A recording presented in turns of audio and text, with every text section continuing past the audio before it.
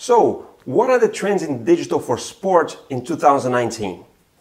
In the second part of the interview with INFRONT's VP for Digital, Claude Ruibal, he talks exactly about that and more.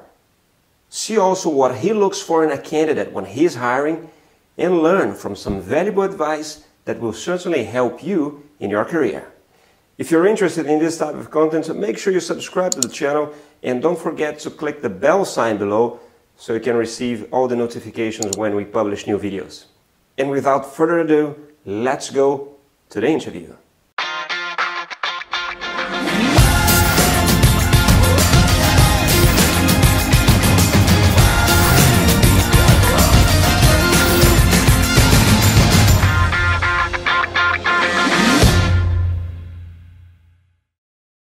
About where we are now, so I'm talking again about digital world and sports. So what are the trends? What are we going to see in 2019 in terms of trends of digital and sports? When it comes to just content distribution, it's obviously getting clear that, major IP platforms, not Netflix because they don't seem to want to or have an interest in live sports, but certainly Amazon, Facebook, YouTube, and in China, a whole other set of IP platforms, Tencent and others. They're gravitating towards and acquiring or partnering with sports to distribute live sports content on their platforms. It's really early stage right now. I don't personally believe you're going to see Facebook, YouTube, and probably not even Amazon, buy content rights to the FIFA World Cup in the near term. But in 10, 20 years, sure. I mean, they may have a critical mass of subscribers that they distribute to, and it'll justify a broad distribution of that content across a key set of consumers worldwide. Unlike the past where you had cable channels that were country specific, you distributed across the country, and even before that you had cable companies that distributed in certain areas of the country. Now distribution is going global. So if you're YouTube or your Facebook or even Amazon is getting more global, though they don't have a deep subscriber base in all countries. But if you're those entities, you're going to start looking at an opportunity to distribute some of the sport content on a global basis. And Rupert Murdoch said it best. He when he was launching all of his sports channels and launching his networks in the USA, he said, I use sports as a battering ram to get subscribers to build my business because it draws and attracts so many consumers. It's just a high-rated show. If you look at the highest-rated shows in the USA across any content, I think the NFL is in the all top 20. Is it their sports or reality shows? Yeah, but it's literally like they're all, it's the top 20 are all NFL games. Right. If you look at the season. So sports is super important. So I think my point being, we need to keep watching as these social platforms, these other platforms start distributing sport. But they're still new to the game. I mean, Amazon was streaming ATP in the UK and it broke down. Facebook, content is being put on those platforms. Content's being purchased in some cases and put on those platforms in certain markets in India and South America, Champions League, for example. Yeah. But the kind of support Facebook can offer for those rights holders is pretty limited. They don't have a massively deep staff. Peter Hutton's over there running, I think, all of their sports content acquisition. But it's not like he's got another 1,000 people helping him with all the sports related stuff they're doing to help market that content when it's on the Facebook platform. So so there's still a lot of growth that has to take place. But I think watching that and see how they get smart around their sports distribution will be interesting, and how they build communities around sport. And then separately, at least for us, in the content we have here and the rights holders we have here, I'm particularly interested and building deep communities around sport, around offering not just the live sports content, but all sorts of profiles and information about the athletes, about the teams. And if you take an example, when you go fairly niche, if you take the ITU, International Triathlon Union, or you take Ironman, which is a company which is part of our group, that's a fairly niche group of consumers. I mean, it's not like you're going to get the kind of viewership you would for a football game, but that niche really loves everything about Ironman. If you go to an Ironman race, if you go to the Kona World Championship for Ironman, and you're sitting around the hotels before the race starts a few days before, I mean, there's no conversation that's about anything but Ironman and the race. That's what they're really passionate and care about. But if you look at triathlon generally, there's no kind of destination, even the Ironman website, it's not a deep destination around coaching, training, learning, fitness. There's no video that shows you the entire route. There's no Right. video you could, literally put in front of your screen at home on your TV, and have your treadmill or your bike mimic the elevation gains and the hills, so that you can literally practice the course before you actually do it. So I think there's a lot of technology and evolution technology now where you can kind of create these deep offerings around some of these sports and get people to, the goal is to have people spend a lot of time on your destination and find that to be their home where they're really happy. In terms of community and sports, one that is of course operating well in that sphere is esports. Yeah. How do you see that? Are you working with it at all? Is the company's definitely working with it. We're representing some of the teams in esports. We're looking at it closely. We think it's a rapidly growing area. A lot of the money, the marketing money around it is really basically money from the publishers. There's not lots of other brands that are associating with esports right now, but it's absolutely, I think, a really fast-growing area with a fairly clear demographic that you can market to. Right. So if you've been to one of these esport competitions, I mean, it's like, there's as excited fans as at a football game. So, I mean, it's, they're really into it and they're really focused on it. And I see that as a huge growth area for sure. I saw the FIFA final of their World Cup, the EA Sport one. And it's funny because I went just to take a look to see, technically how was that happening. Yep. And I caught myself actually wanting to watch the whole game. It's entertaining, more than I expected. Yeah, you enjoyed it. Yeah, exactly. I did enjoy. So we've been hearing a lot about the average age of the sports fan sort of increasing. So the sports fan is getting old. Yeah. Seen studies that say that every year increases almost like 11 months the average age of the sports fan. How can sports, touch and bring back the new generation? It was part of your presentation in Russia. You touched on that. Yeah. But if you could share. Sure. I mean, everyone. I think that I actually don't think the sports fan is getting old per se. It's just the distribution of sports to fans is distributing mostly to old people. Because if you think about TV distribution, most of the people consuming content on TV are older. And as a result of that, I think the average age of some of these sports, I can't remember specifically which ones, but I mean the average age for some sports, maybe athletics, the track and field world championships, they were looking at the viewership audience on TV because that was their main metric.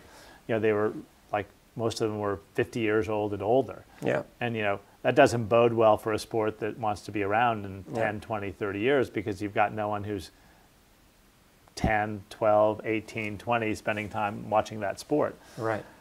So I think it's not so much about the sports fan getting older, but it's about how you distribute to fans generally, and that you absolutely have to distribute beyond TV to capture a younger audience. There's no chance that my 18-year-old son will encounter a track and field competition unless it's somehow distributed clips, highlights, or in some way, shape, or form where he spends his time on his mobile device or on his computer laptop. So it's really important, and we spend a lot of time thinking about that with our clients here to create an app, create content distribution that sits on your website, sits on social platforms, and is easily consumed on devices like your mobile phone so that you come across it. I mean, we all have way too many options today in terms of how we consume content and where we consume content.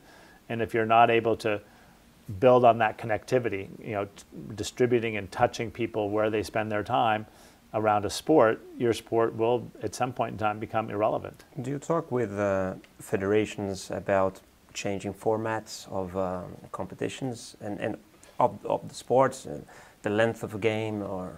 Yeah, I mean, there's, you saw what happened with cricket when the Indian Premier League cricket launched, and it was a lot faster form of cricket. It was a lot more consumable, and it wasn't like a 5-day test match. So I think that creating new formats that are quicker, and are more easily consumable are really important. It doesn't mean that the traditional formats are flawed or that they can't work, but as you think about how you offer your sport and how you then distribute your sport beyond just the live content, I think creating some new formats is really important. But if no one gets exposed to that and gets to see it, it's just there's no way that you're going to get excited about it. And if you don't really know who the athletes are, you can't kind of relate to it. I mean, I think most people follow sport because they're really excited about a specific athlete, and they just be it Ronaldo, be it Messi, whoever it is. I mean, you love that sport to a certain extent because someone really excited you as a young person about being in that sport, and they did things that were just amazing. Right. And then with that kind of link to the athlete, then I think it brings you into the larger ecosystem of the sport itself. Right, right. Claude, so this show is iWorkinSport interview. We talk about a career. You hire people to work with you. You've been hiring people. I was doing interviews yesterday. For a long time. Yeah. Someone that would like to come and to INFRONT and work with you, under you, what are the skills that you look for in a candidate? Are the main skills that you look for? So that's, when you talk about skills, some of that's really job specific. So you have to have a skill to be someone to work in broadcast or servicing. So you need to kind of know, what do broadcasters need around a live event? A satellite uplink. They need interview areas, opportunities to have unilaterals. There's all sorts of things that you need to understand around how to service a client to do that. The other kind of jobs that we have around digital, you need to understand the digital ecosystem and how to work on the social platforms, how to market on the social platforms, what types of content you need to create for YouTube versus Instagram versus Facebook versus Snapchat. It's not all the same content for the same event, but different types of content at different times on those different platforms. So basic skills are just, depending on the job, you need to be somewhat, conversant around, the work that we're trying to hire you for. If you're more entry level and you come in as a trainee, or you're just trying to learn the business of sport, what I always look for is someone who's super passionate. I talked about that earlier. Has maybe a winning attitude. They like to come out ahead and win. That they're fairly biased towards change, and they want to be change agents within this organization, because a lot of my team is trying to enact change within this company. Those are pretty key attributes that I think are pretty important for everybody to have.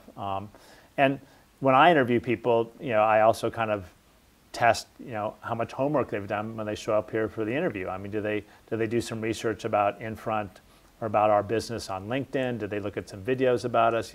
How smart do they get themselves about us before they show up? If they didn't really do too much work, then that for me reflects that they're not that passionate. But if they've done some homework ahead of time, then I'm thinking, okay, this person, man or woman, seems to at least have a real interest. So is this the advice that you would give to someone coming for an interview with you, to the homework beforehand? Be prepared. Be prepared, and not just about the specifics about the interview, but there's some candidates I saw yesterday, and one of them was really prepared.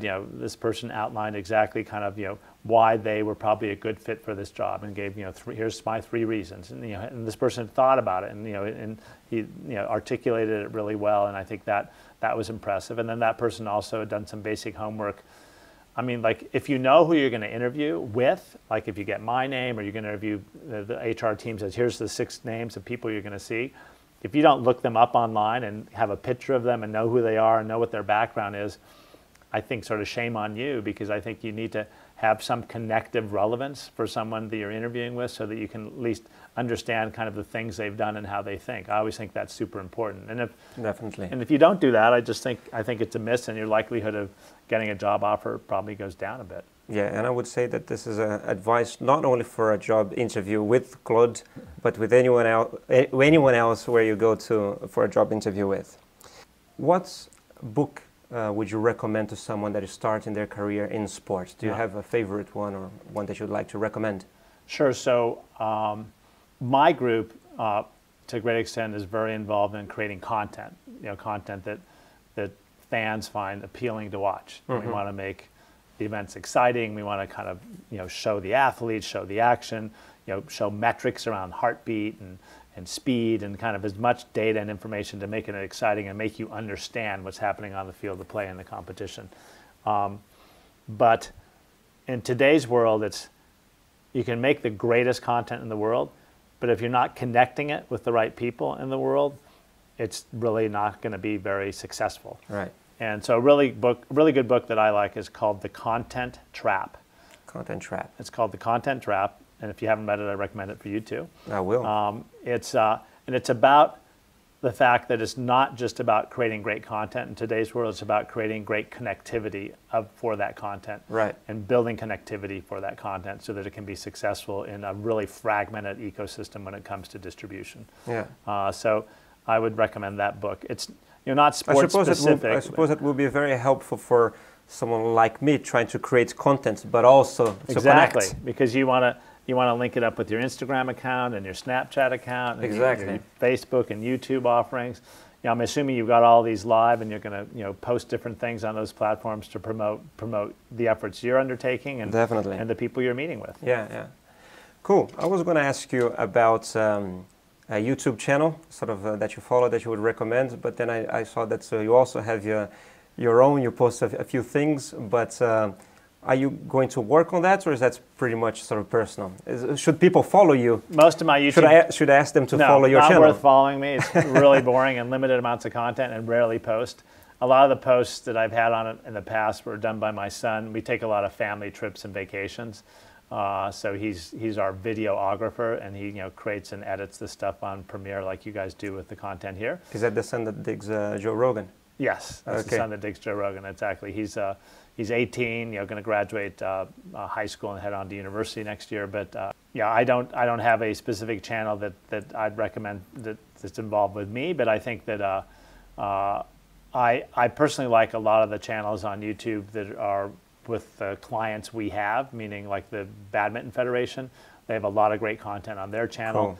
And all the sports that we're involved in, we'll link this up somewhere, and so forth. Here in the description. But we have a nice ecosystem of channels on YouTube. We do a lot of good work on Facebook on behalf of the clients. And in some cases, the clients do this work themselves if they have their own internal group of people that do this.